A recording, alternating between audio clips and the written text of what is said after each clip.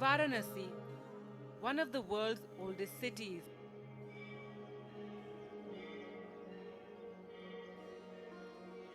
A center for spiritualism and religion on the banks of the holy Ganga.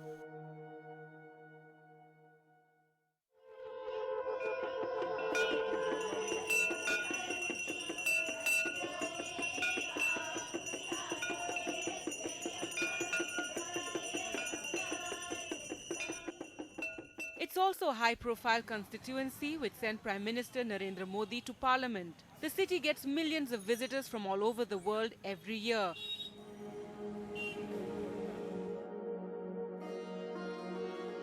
And while many remark about the beauty of the Ghats, the peace and the spiritualism, everyone would agree that when it comes to cleanliness, the city is sorely lacking.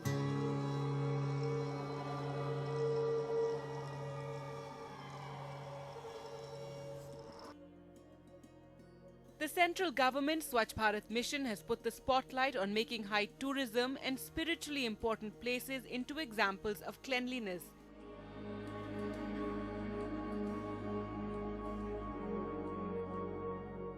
In all, there is a list of 100 places, but for now, the emphasis will initially be on the top 10 iconic places, from the Golden Temple to the Ajmer Sharif, the Kamakhya Temple and the Taj Mahal. And from Varanasi, which is famous for its beautiful ghats leading down to the Ganga and the pomp and show of evening aartis, it is the Manikarnika Ghat that has been selected. An unlikely choice, some would think, considering the Burning Ghat, as it's also known, is not famous for its beauty but for the constant theatre of death. Day in and day out, the pyres here never stop burning. In the Hindu religion, it's considered one of the most holy places to be cremated. It's believed if your last rites are performed here, you pass through the gateway to Nirvana and escape the constant cycle of birth and death. Among all the ghats here in Varanasi, Manikarnika Ghat or the Burning Ghat is probably in the worst condition, but spiritually it's the most significant. Now, to make this ghat into an example of swachhta or cleanliness is going to be a huge challenge for the administration, not only because the space here is so limited, but the community who works here is extremely opposed to any attempts to bring about change. Every day there are at least 200 cremations carried out at the ghats. There is barely any waiting place for the bereaved families who have to sit beside all the filth and waste, with dogs, cows and goats often moving around. A sad situation for a ghat considered so sacred. It is the Dom community that controls the ghat. They are the keepers of the cremation fires that are never allowed to go out. They provide wood for the pyres and charge for the cremations. If any change is to be brought to the Manikarnika Ghat, it can only be done with their cooperation. The path leading to the Manikarnika Ghat is also extremely narrow between shops, temples and residences, where daily life goes on side by side with the rituals of death.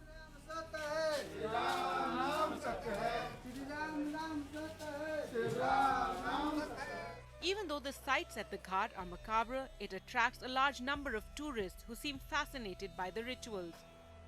I find this place very colorful. You know, the culture is very beautiful, and especially the burning ceremony. It's different from what I have in America.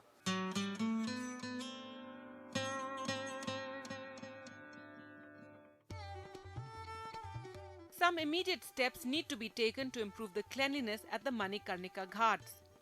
First and foremost, the ghats need to be restored and rebuilt, as currently they are crumbling and in disrepair. The lane leading to Manikarnika is narrow and winding.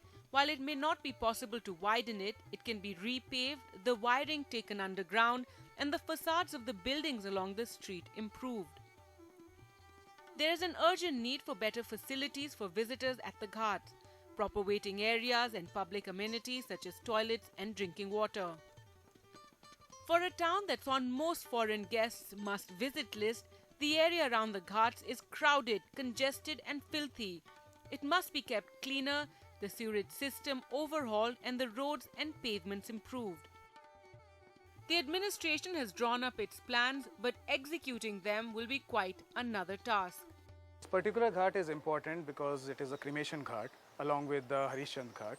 On an average, around 250 to 500 bodies are burnt per day on this ghat. We are planning to make best use of the spaces in these dharmashalas. The renovation of these 3 dharmashalas is already underway. A large area at the ghats is occupied by logs of wood piled high, as this is where it is stored for the pyres, even though most of it will not be used for months. A footfall of about 5,000 to 6,000 people on a daily basis. That is a big challenge because space is a big constraint on this ghat. When we think of developing this ghat, we have to think of both the area, the approach road and the proper ghat itself. We begin from the approach road, underlaying of cables is being planned. Along with that, relaying of the sandstone so that the pavement is correct. The stormwater drainage is being planned over there. As we move towards the ghat, a big problem is the space constraint, as I told you.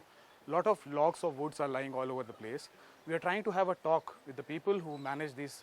There's a dome community which is involved in the cremation process.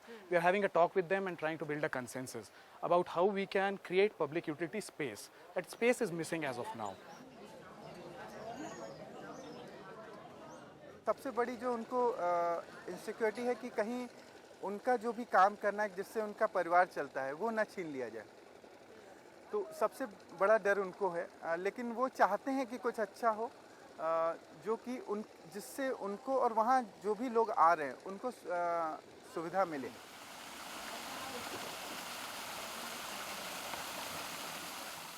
Cleanliness work has begun at the ghats. An agency has been appointed for picking up garbage.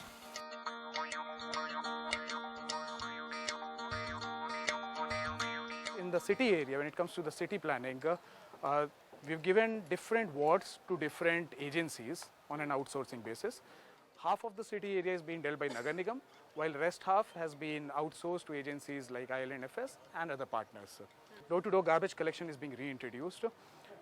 There are teams which are being employed which will collect garbage on a particular given time every day. Awareness campaigns are being carried out throughout the city so that people also get this culture of not throwing the garbage as and when they wish, but waiting with the garbage when the person comes to collect it. Taking up the cleanliness campaign in Varanasi are volunteers called Swachh Doots or messengers, who work with the Nagar Nigam to educate people about the importance of segregating and disposing garbage properly. दूसरों को भी जागरूक करिए कि समय समय से कूड़ा निकाले बाहर।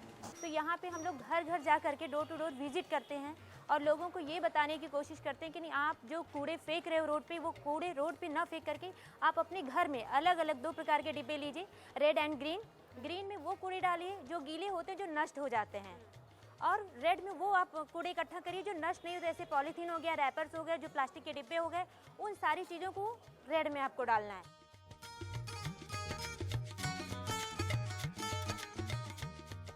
And then you have Bhaiya Lal, who lives along the ghats and is trying to do his bit by promoting cleanliness and recycling.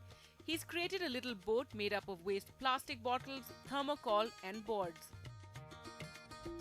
इसमें बहुत से ऐसे चीज़ है आज के समय में, कागज़ भी रद्दी वो कबाड़े में जा कर के बिक रहा है, उसको फिर डेवलप किया जा रहा है। तो इस तरीके से मेरे भी दिमाग में आया और मैं भी इस तरीके का सोच मेरे दिमाग में आया और मैंने इस चीज़ को बनाया।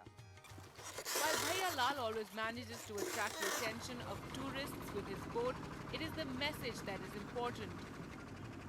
At a time when the environmental mantra is to reduce, reuse and recycle, you have this little boat here made by Bhaiya Lal. He's largely used waste material like plastic bottles that you can see, and while of course this may be largely symbolic, it's still an effort. Some serious measures need to be taken and there's strong political will needed if Varanasi is to become as Swachh as it is spiritual.